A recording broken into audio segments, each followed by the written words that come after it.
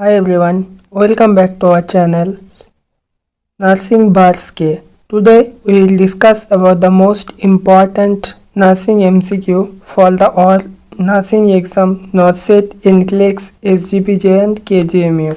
Let's start. A patient with congestive heart failure present with dyspnea, orthopnea and paroxysmal nocturnal dyspnea. Which assessment finding is the most significant? Option A, peripheral edema. Option B, pulmonary crackles. Option C, mild fatigue. Option D, jugular vein distension. The answer is option B, pulmonary crackles, because it indicates it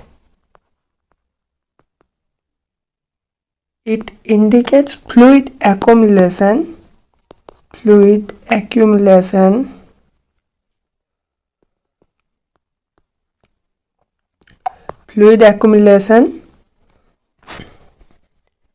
in alveoli, reflecting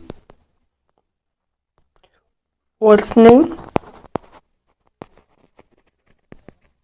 left-sided heart failure.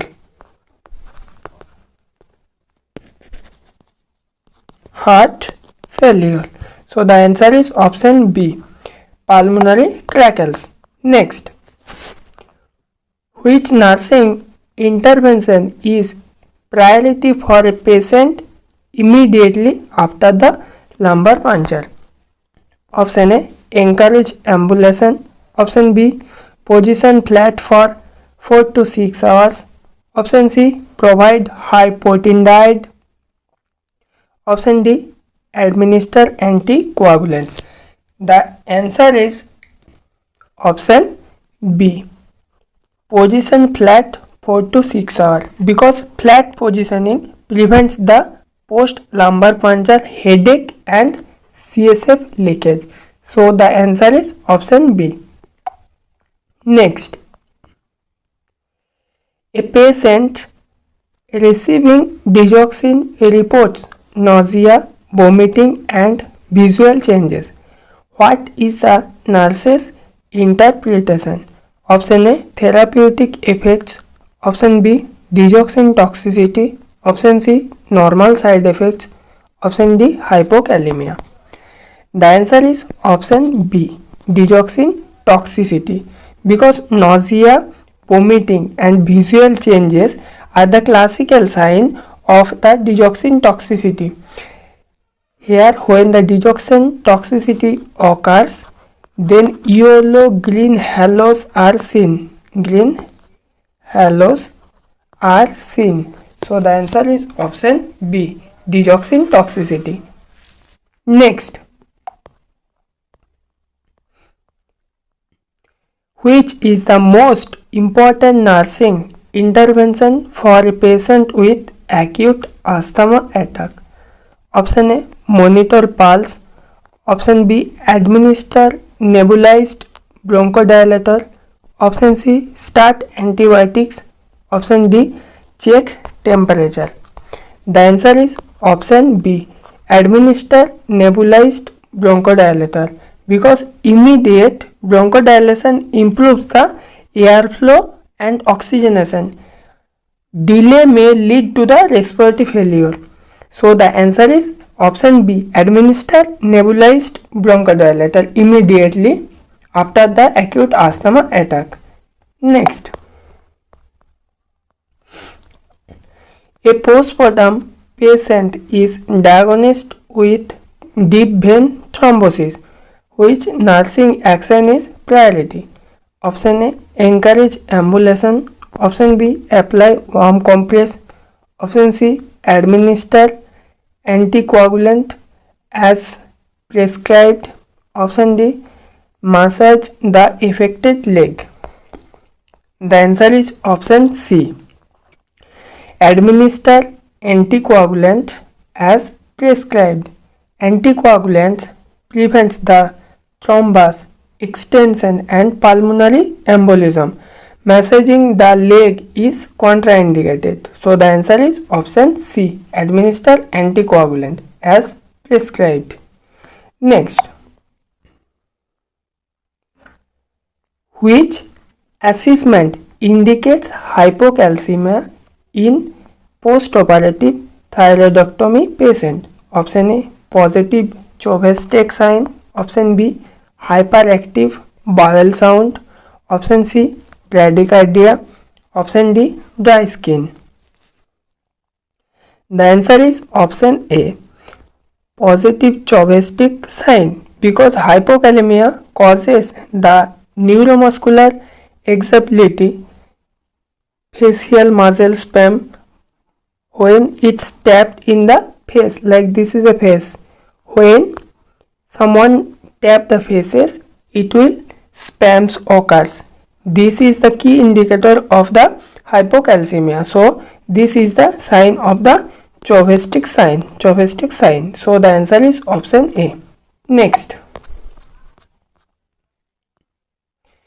a patient with acute pancreatitis has severe abdominal pain, nausea and vomiting. Which nursing intervention is priority? Option A, encourage oral intake. Option B, maintain NPO status and IV fluids. Option C, administer antibiotics. Option D, position supine.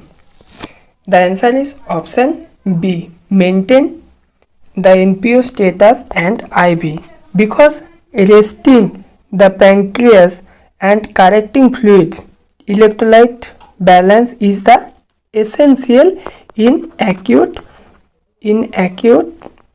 pancreatitis management. So the answer is option B, maintain the NPO status and IV fluids. Next,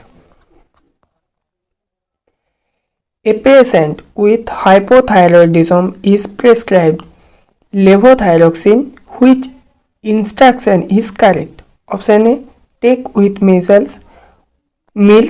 Option B, take on empty stomach in the morning. Option C, stop once symptoms improve. Option D, avoid water when taking medication. The answer is option B, take on empty stomach in the morning, because morning intake and empty stomach ensures proper absorption and avoids the interference with food or other medication. So the answer is option B. Next, which finding indicates fluid overload in a patient receiving IV therapy? Option A, hypotension. Option B, dyspnea and crackles. Option C, dry mucous membranes. Option D, decreased weight. The answer is option B, dyspnea and the crackles, because pulmonary congestion, dyspnea and crackles are easy early sign of fluid overload. Monitoring is essential to prevent the complication. So the answer is option B. Next, a patient with acute kidney injury develops hyperkalemia. Which nursing intervention is the priority? Option A, encourage high potassium foods. Option B, administer IV calcium gluconate.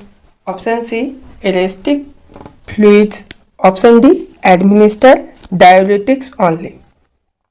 The answer is option B, administer IV calcium gluconate, because calcium gluconate stabilizes cardiac membrane to prevent the arrhythmias. Hyperkalemia in AKI, acute kidney infection, is the life-threatening. So we have to administer IV calcium gluconate immediately.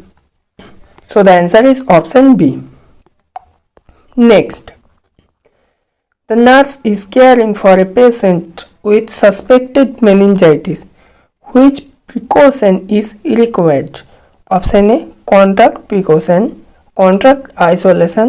Option B, droplet isolation. Option C, airborne isolation. Option C, D, protective isolation. We have to take the droplet isolation because meningitis caused by the Neisseria meningitis spread through droplets. So we have to take the precaution droplet to prevent the transmission. So the answer is option B. Next, a patient reports calf pain, swelling and redness. Which is the most likely nursing diagnosis? Option A, impaired skin integrity. Option B, risk for infection. Option C, risk for DVT. Option D, fluid volume deficit. The answer is option C, risk for the DVT, because pain, swelling and the redness of the calf indicate possible deep vein thrombosis.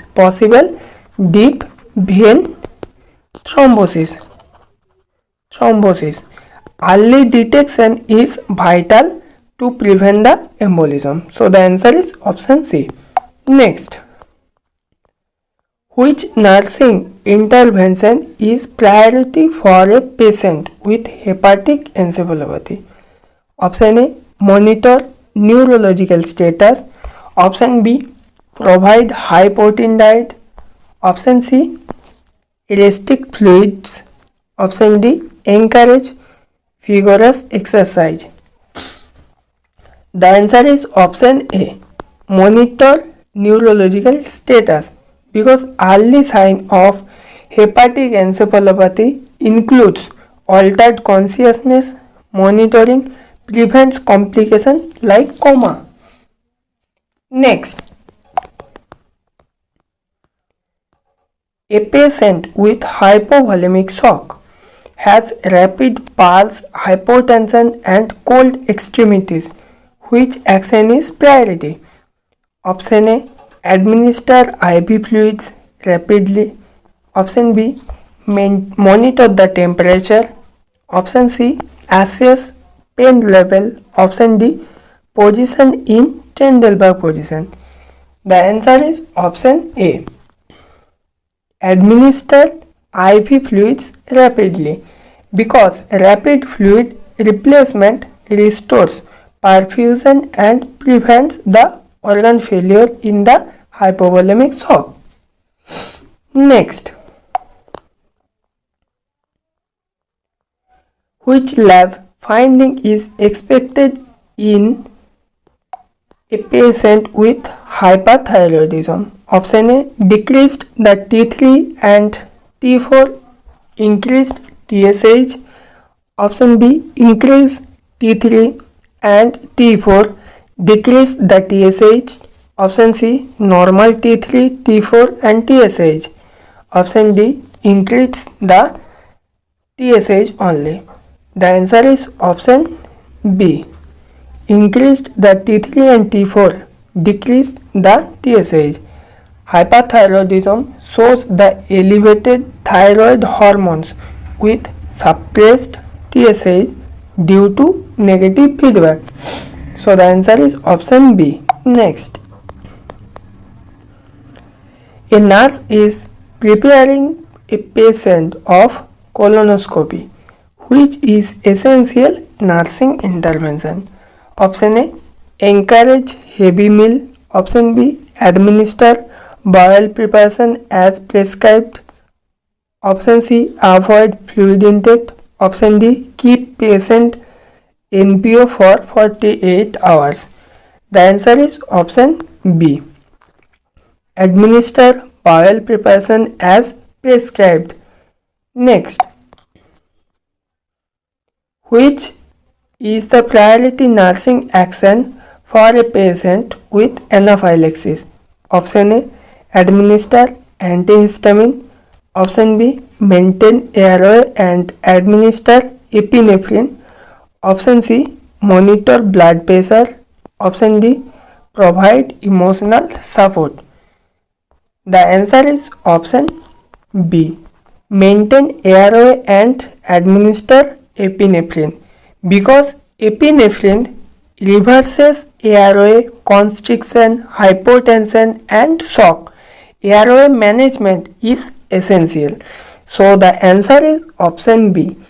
Next,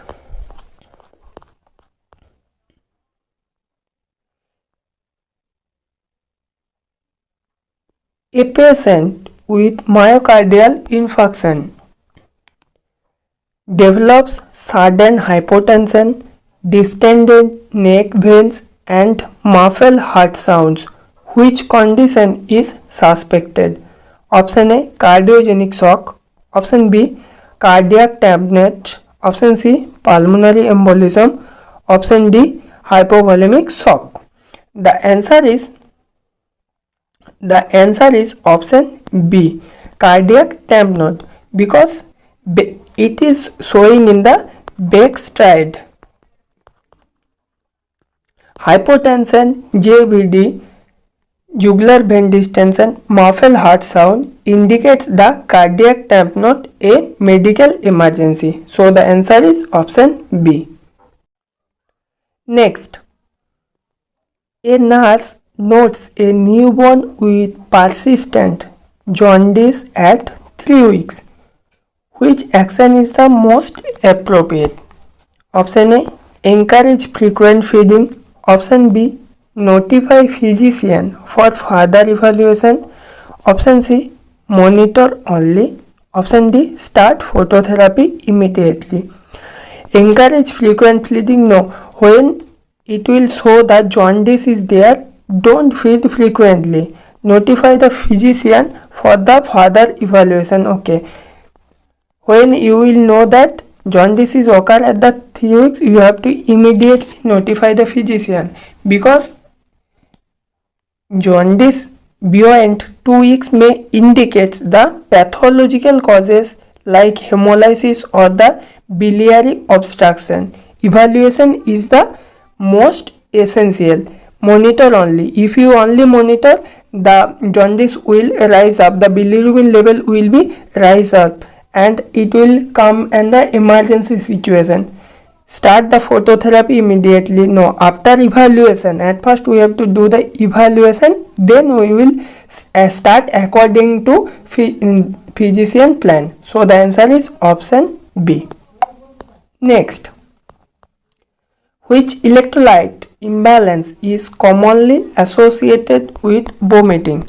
Option A, hypokalemia and metabolic alkalosis. Option B, hyperkalemia and acidosis. Option C, hypernatremia and only. Option D, hypokalemia only. When the vomiting occurs, then the loss of gastric acid leads to the alkalosis and potassium depletion. So that time it will occur hypokalemia and the metabolic alkalosis. So the answer is option A, hypokalemia and metabolic alkalosis. Next, which is the first nursing action for a patient with hypoglycemia unconsciousness? Option A, give insulin. Option B, administer IV dextrose 25 to 50 ml of 50%. Option C, give oral glucose. Option D, monitor the temperature. The answer is option B, administer IV dextrose 25 to 50 ml of 50%, because unconscious patient can't swallow. So IV dextrose restore the glucose rapidly. If the patient is conscious, then we have to give orally, but here the patient is totally unconscious, so we have to give in IV dextrose. So the answer is option B. Next, which position is recommended for a patient with respiratory distress? Option A, supine. Option B, high Fowler's. Option C, pond position. Option D, Trendelenburg position. The answer is option B, high Fowler. High Fowler's position maximizes the lung expansion and improves the oxygenation. So the answer is option B. Next, a patient is prescribed heparin therapy. Which lab test is the most important to monitor? Option A, PT-INR. Option B, APTT. Option C, blood glucose. Option D, serum potassium. The answer is option B, APTT. APTT, heparin effect instinct pathway. APTT monitoring ensures that therapeutic, anticoagulant and safety. For the warfarin, we use the PT-INR. So the answer is here option B, APTT. Next, which nursing action is priority for a patient with severe burn injury? Option A, administer pain medications. Option B, initiate fluid resuscitation. Option C, apply topical ointment. Option D, encourage ambulation. The answer is option B, initiate fluid resuscitation, because burns causes the fluid loss. Early resuscitation prevents the hypovolemic shock and organ failure. Next,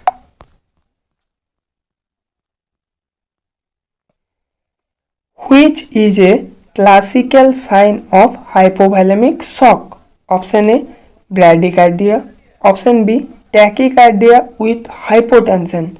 Option C, warm flushed skin. Option D, bounding pulse. The answer is option B, tachycardia with hypotension. Fluid loss reduces the circulating volume, triggering the compensatory tachycardia and hypotension. So the answer is tachycardia and hypotension, with hypotension. Next, a patient with COPD, chronic obstructive pulmonary disease, is experiencing hypoxemia. Which oxygen delivery method is preferred? Option A, high flow mask. Option B, nasal cannula 1 to 2 liter per minute. Option C, non-rebreather mask at 15 liter per minute. Option D, Venturi mask at 100%. So in the COPD, we have to give the low flow oxygen to CO2 retention, to prevent the CO2 retention. So we give the nasal cannula 1 to 2 liter per minute, because low flow oxygen prevents the CO2 retention and maintains the adequate oxygenation in chronic CO2 retainers. So the answer is option B. Next, which symptoms indicates early shock? Option A, cold clammy skin. Option B, rapid thready pulse. Option C, confusion and restlessness. Option D, hypotension. The answer is option C, confusion and restlessness, because early shock manifests as CNS changes, central nervous system, hypotension and cold skin appears later. So the answer is option C, confusion and restlessness. Next, a patient with peptic ulcer disease reports sudden severe abdominal pain and rigid the abdomen. What is the nurse's priority action? Option A, administer antacids. Option B, notify physician immediately. Option C, encourage fluid intake. Option D, position supine. At first, we have to notify physician immediately, because sudden severe pain and rigid abdomen suggests the perforation. In the perforation, we need the surgical emergency. So the answer is option B. Next,